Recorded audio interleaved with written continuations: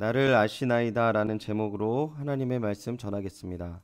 나를 아시나이다 라는 제목으로 하나님의 말씀 전하겠습니다. 우리 속담에 이런 말씀이 있어요. 비단 옷 입고 밤길을 걷기라는 표현이 있습니다. 이 말 표현은 값비싸고 곱고 아름다운 비단 옷을 입어도 아무도 알아주지 않는 밤길을 걸어서는 아무 소용이 없다라는 뜻입니다.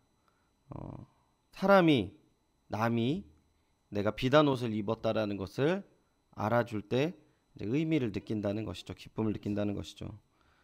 이 사마천이라는 사람이 사기를 썼는데요. 거기서 배가절연이라는 고사가 있습니다.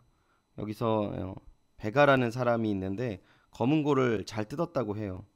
근데 그 실력을 알아주는 종직이라는 사람이 있었는데 이 종직이를 통해서 배가가 이 검은고를 치는 기쁨이 있었던 것이죠.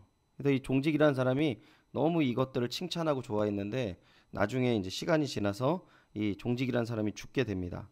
그러니까 이 배가라는 사람이 그 검은고 줄을 끊고 평생 검은고를 뜯지 않았다 이런 말이 있습니다. 그래서 이게 배가절연이라는데 이 두 가지 제가 미리 말씀드렸던 내용들 모두든 세상에 그리고 모든 사람들은 자기를 알아주는 것을 즐거워한다라는 것이죠. 여러분, 여러분을 알아주는 사람을 즐거워하지 않습니까? 저도 마찬가지로 즐거워합니다.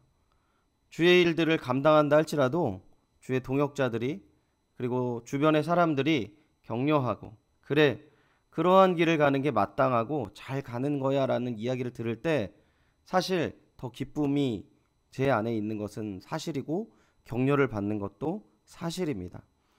그러나 우리가 주 안에서 하나님을 믿는 자녀로서 진정으로 우리를 알아주는 분이 누구시면 참 좋을까요? 하나님께서 우리를 알아주시고 우리를 붙잡아 주시고 만져주심을 우리가 느낀다면 더 큰 기쁨과 즐거움이 우리 가운데 넘칠 줄 믿습니다.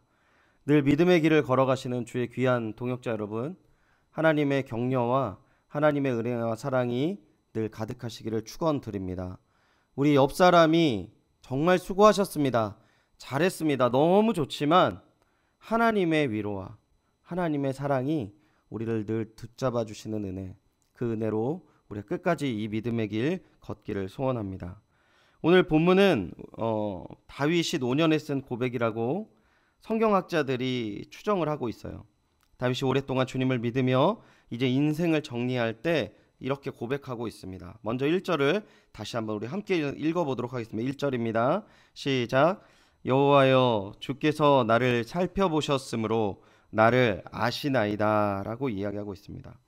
개역 한글 성경 해설은 주께서 나를 살펴보셨으므로 이 표현이 나를 감찰하셨다라는 표현으로 쓰고 있어요. 이 원어적인 의미에 더 가까운 표현이 감찰이란 표현이 저는 맞다고 생각을 하는데요. 그러니까 이 원어적인 표현에서 보면 하나님께서 나를 특별히 살펴보고 아셨다라는 거예요. 하나님이 의도적으로 나를 지금 찾아보셨다라는 것입니다. 하나님은 전지전능하시기에 어떤 특별함을 가지지 않으셔도 알 수 있으세요. 그러나 다윗이 이러한 표현을 한 것은 하나님께서 나에 대한 지대한 관심으로 특별히 나를 바라보시고 특별히 나를 찾으셨다라는 것을 표현하고 있는 것입니다. 즉 하나님은 다윗의 삶을 일거수일투족의 관심과 애정을 가지고 깊이 있게 살피시고 아시는 분이다라는 것이죠. 그럼 다윗의 어떠한 부분을 알고 계시고 있습니까? 2절 보십시오. 주께서 내가 앉고 일어섬을 아시고 멀리서도 나의 생각을 밝히 아시오며 라고 얘기하고 있어요. 다윗이 앉고 일어섬을 알고 계신다는 것입니다. 앉는다라는 표현은요, 평안한 상태 혹은 쉬는 상태를 표현하는 말입니다. 일어섬은 괴로운 상태 혹은 일하는 상태를 이야기하는 것이죠. 그러니까 눕고 일어나는 게 우리 인생의 삶의 단편적인 표현 아닙니까? 그러니까 하나님께서는 다윗의 삶, 살아가는 모든 모습과 행동을 아신다라고 지금 성경에서 이야기하고 계세요. 그리고 멀리서도 다윗의 생각을 아신다라고 이야기합니다. 이것은 하나님께서 다윗의 외적인 삶도 아시지만 다윗의 깊숙한 그 마음도 아시는 분이시다라고 고백하고 있습니다. 계속해서 3절을 보시면 3절은 2절과 거의 동일한 표현으로 고백하고 있는데 조금 더 의미를 부여하면 하나님은 나의 사적인 삶과 공적인 삶 모두 아시는 분이시다라는 의미로 지금 다윗이 고백하고 있습니다. 여러분, 지금 다윗이 고백하는 내용이 무엇입니까? 신학적으로 조금 유식하게 제가 말씀을 드리면 하나님의 비공유적인 속성을 이야기하고 있어요. 인간과 공유할 수 없는 속성이라는 거죠. 어떤 속성입니까? 전지하시다는 거예요. 모든 것을 아신다는 거예요. 특별히 전지하신데 모든 것을 아시는데 어떤 모든 것을 아십니까? 나에 대해서 모든 것을 아신다라고 이야기하고 있습니다. 시편 139편 처음부터 끝까지는 여러 가지 하나님의 비공유적인 신적인 속성을 이야기하고 있는데 오늘은 특별히 하나님이 전지하시는 이 속성을 우리가 나누고 있습니다. 저는 여기서 한 가지 여러분에게 질문 드리고 싶은 것이 있는데 여러분, 하나님이 전지하신다는 것을 여러분 처음에 알게 되셨을 때 어떤 마음이셨어요? 어떤 마음이셨어요? 네? 네. 한번 생각해 보십시오. 하나님 모든 걸 다 아세요. 나에 대해서 모든 걸 다 아세요. 저는 이 내용을 중학교 때 저희 이 전사님이 가르치셨던 것 같은데 굉장히 불편했습니다. 너무 불편했어요. 왜냐하면 어릴 적에 이 말을 들은 다음에 자꾸 제가 잘못했을 때 하나님께서 저를 이렇게 쳐다보시는 것 같아요. 송호성 요놈 요놈 봐라 요놈 이렇게 막 이렇게 하나님께 저를 쳐다보시는 것 같았어요. 여러분, 이런 때는 전혀 없으셨나요?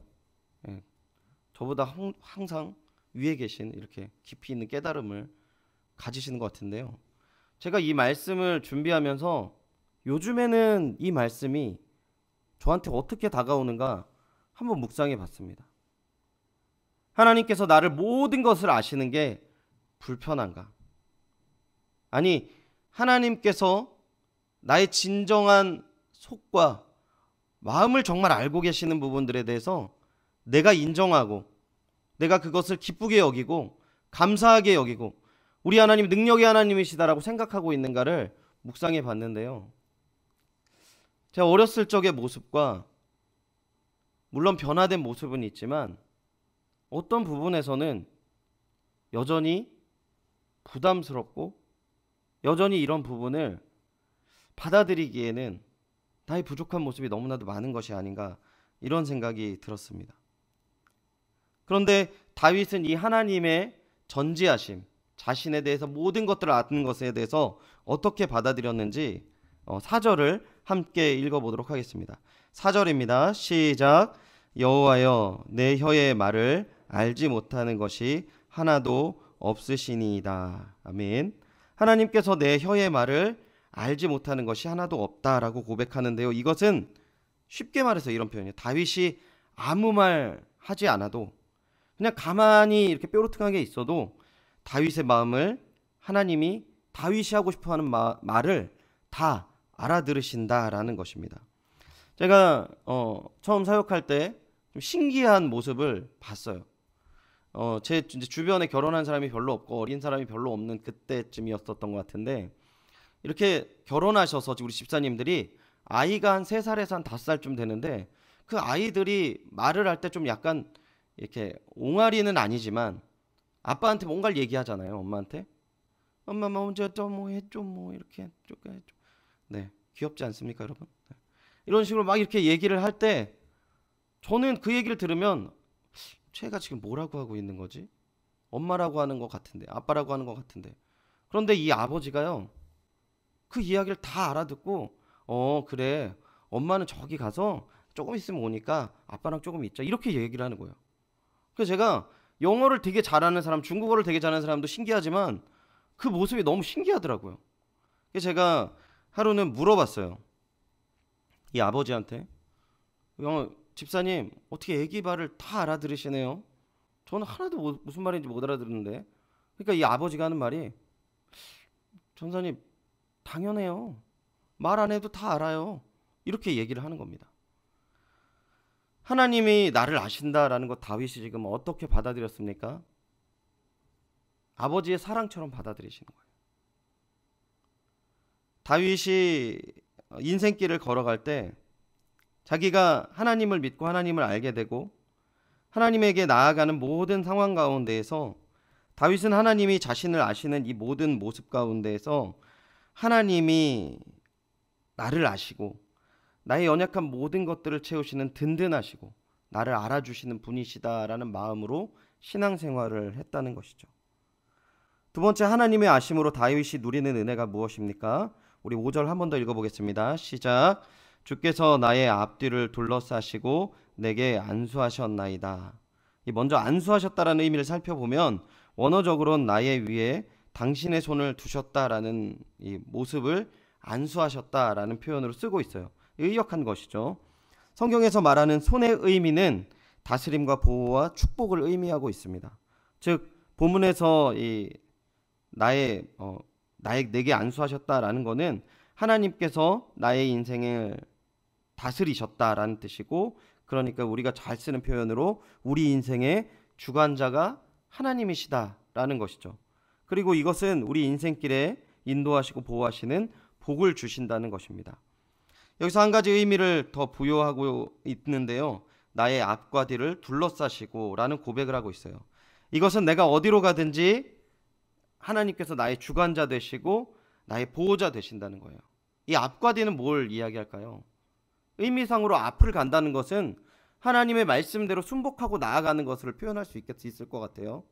뒤로 간다는 것은요, 혹은 하나님이 원하시지 않는 길을 가더라도 하나님은 다윗의 인생의 주관자셨습니다라는 겁니다. 내가 늘 순복하면서 하나님의 길을 갔습니다라고 고백하는 게 아니라 내가 온전하게 주님의 말씀의 뜻에 순복해서 가는 적도 있었지만 가지 않을 때에도 그분은 나의 주관자셨고 그분은 나를 보호하셨고 그분은 나를 인도하셨다라고 이야기하고 있는 것이에요. 여러분, 오늘날 그리고 인간적인 근원적인 두려움, 가장 큰 두려움이 뭡니까? 미래에 대한 두려움이에요. 미래를 알 수 없어요. 사람은 공부를 아주 많이 해도, 감이 좋아도, 돈이 많아도 내일을 보장할 수 없는 것이 사람입니다. 그러나 믿음의 사람은 이러한 두려움이 없다고 성경이 이야기하는 거예요. 왜요? 하나님께서 우리의 주관자 되시기 때문에 그렇습니다. 다윗의 인생을 한번 생각해 보시기 바랍니다. 자신의 인생을 돌아보면 부인할 수가 없던 것이에요. 골리앗 앞에서도, 사울의 핍박 속에서도, 아들의 반역 속에서도 자신이 돌이킬 수 없는 어마어마한 죄를 저질렀어도 하나님은 다윗의 주관자셨기 때문입니다. 그래서 다윗은 이렇게 고백을 합니다. 7절 계속해서 읽어보도록 하겠습니다. 읽어보겠습니다. 시작. 내가 주의 영을 떠나 어디로 가며 주의 앞에서 어디로 피하리이까. 지금 이 표현이요, 피상적인 의미는 주님의 전지전능하신 능력 앞에 내가 피할 능력이 없습니다 라는 의미로 이야기하지만 8절 9절부터 10절까지 내용을 보면 그런 뜻이 아니에요. 8절 내가 하늘에 올라갈지라도, 수월에 내 자리가 펼칠지라도, 9절 내가 바다 끝에 거주할지라도 뭐하시는 하나님이십니까? 10절 한 번 더 읽어보겠습니다. 시작. 거기서도 주의 손이 나를 인도하시며 주의 오른손이 나를 붙드시리이다. 할렐루야. 하나님의 보호와 인도의 확신이 있었어요. 그래서 미래를 두려워하지 않고 또한 사랑이 없는 가정에서도 사방의 적의 목숨이 자신을 노릴 때에도 외롭거나 좌절하지 않았습니다. 저는 오늘 본문을 묵상하면서 이러한 은혜를 누리기 위해 우리가 무엇을 해야 되는지 여러 가지 말씀을 찾아봤어요. 3가지 말씀을 제가 읽어드릴 텐데 본문을 보시면서, 화면을 보시면서 여러분 한번 생각해 보십시오. 우리가 정말 해야 될 게 뭔지. 첫 번째는 호세아 4장 1절 말씀입니다. 제가 읽어드리겠습니다. 이스라엘 자손들아, 여호와의 말씀을 들으라. 여호와께서 이 땅 주민과 논쟁하시나니 이 땅에는 진실도 없고 인애도 없고 하나님을 아는 지식도 없고. 자, 또 한 가지 말씀입니다. 고린도후서 10장 5절 말씀입니다. 하나님 아는 것을 대적하여 높아진 것을 다 무너뜨리고 모든 생각을 사로잡아 그리스도에게 복종하게 하니 라고 말씀하세요. 에베소서 4장 13절 말씀 마지막으로 한 말씀 더 읽어보도록 하겠습니다. 우리가 다 하나님의 아들을 믿는 것과 아는 일에 하나가 되어 온전한 사람을 이루어 그리스도의 장성한 분량이 충만한 데까지 이르리니. 할렐루야. 여러분, 이 말씀 가운데 무엇이 들어오세요? 저는 어렸을 적에 저에게 주어졌던 그런 말씀들이 생각이 많이 났습니다. 뭘 해야 된다고요? 기도해야 돼. 말씀 읽어야 돼 라고 얘기합니다. 여러분, 제가 갈라디아서를 계속 공부를 하고 있는데요. 갈라디아서를 보면 바울이 갈라디아 교인들에게 계속 강조하는 게 있어요. 율법은 온전한 구원을 이루게 하지 못해 라고 얘기를 해요. 그럼 율법이 부족한 건가? 아니야. 율법은 내가 죄인임을 깨닫게 하는 거야. 그런데 믿음으로 말미암아 나의 한계를 깨닫고 주님을 믿고 구원을 받는 거야. 자꾸 이런 얘기를 반복해서 해요. 갈라디아서에서. 이게 뭘까요? 여러분, 이 자리에 계신 분이 하나님이 전지전능하시다라는 것을 머릿속으로는 다 아실 겁니다. 그런데 지금 다윗이 고백하는 내용과 갈라디아서에서 바울이 고백하는 내용에서 상통하는 점이 한 가지가 있어요. 그건 뭐냐면 머릿속으로 아는 지식이 이제 너의 가슴 속으로 내려왔는지, 너의 삶 속으로 내려왔는지를 묻고 있는 것입니다. 여러분, 하나님을 아신다고 생각하십니까? 그러면 하나님께서 여러분 다 아시죠? 여러분, 하나님 앞에 가리는 것이 아무것도 없으시죠?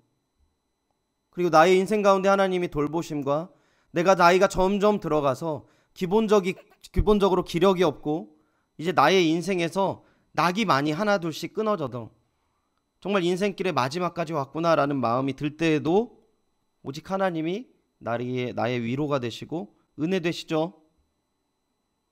저는 이 본문을 묵상하면 묵상할수록 내가 아는 것에서 삶으로 받아들이는 것이 너무나도 중요하다는 것을 깨닫게 됐습니다. 사람은 나이가 들면은요, 부모와 자식 간의 관계가 바뀌게 돼요. 그래서 인생을 더 한번 생각해 보게 되죠. 그런데 믿음의 사람, 하나님과 나와의 관계는 노년이 되어서도 내가 어떠한 자리에 있습니까? 아이의 자리에 있는 거예요. 여러분, 이 신앙생활 하다가 이런 사람들 한번 겪어보시지 않았습니까? 너무 신앙이 순수해. 저 사람은 너무 순수하게 하나님 바라봐. 저 이런 사람들 꽤 많이 만나거든요. 근데 우리 신앙 가운데 정말 하나님 앞에 아이처럼 신앙생활을 하는 그 모습을 지금 다윗이 고백하고 있다는 것입니다. 여러분, 이러한 귀한 은혜의 신앙생활 되시기를 축원드립니다. 하나님 앞에 계속적으로 하나님을 아버지 되는 귀한 은혜와 사랑을 누리는 것이죠. 자신의 부족한 모습을 고백할 수 있는 하나님. 내가 정말 청년 때는 어렸을 적에는 하나님 이거 잘못했어요, 저거 잘못했어요, 찔리고 어려움 너무나도 많았지만 혹시 나이가 들어서 혹시 내가 조금 오랫동안 신앙생활을 해서 하나님 앞에 그런 찔림이 없는 인생이라면 여러분, 오늘 이 말씀 다시 한번 돌아보셔야 된다는 것입니다.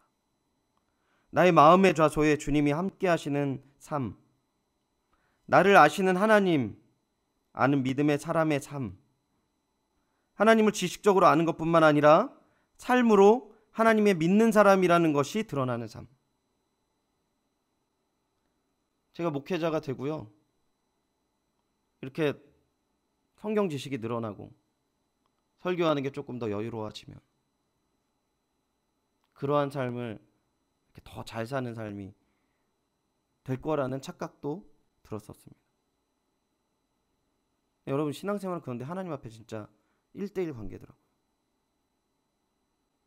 하나님과 동행하시고 하나님을 순수하게 사랑받고 누리시는 귀한 은혜와 사랑이 가득하시기를 축원드립니다.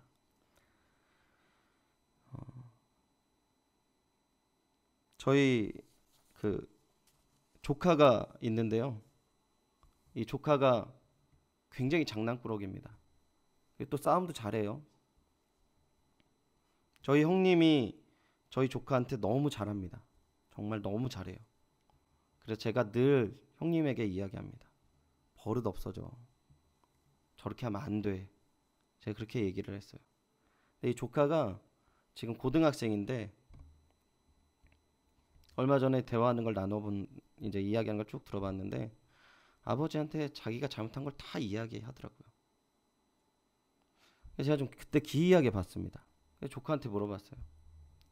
야, 너 그런 거 얘기하는 거 참 대단하다. 니네 아빠가 어떻길래 그렇게 다 얘기해? 근데 저희 조카가 한 이야기가 한 가지 있더라고요. 아빠는 얘기하면 다 용서해줘요. 아빠는 다 아세요. 여러분, 하나님과 이 부모 자식 간의 그런 관계를 누리시는 귀한 믿음 되시기를 축원드립니다. 하나님 늘 우리에게 이러한 마음으로 다가오시는 하나님이심을 기억하시고 하나님 가운데 늘 힘을 얻고 위로함을 얻고 안도감을 얻는 그 귀한 은혜와 사랑이 우리 성도님 삶에 가득하시기를 축원드립니다.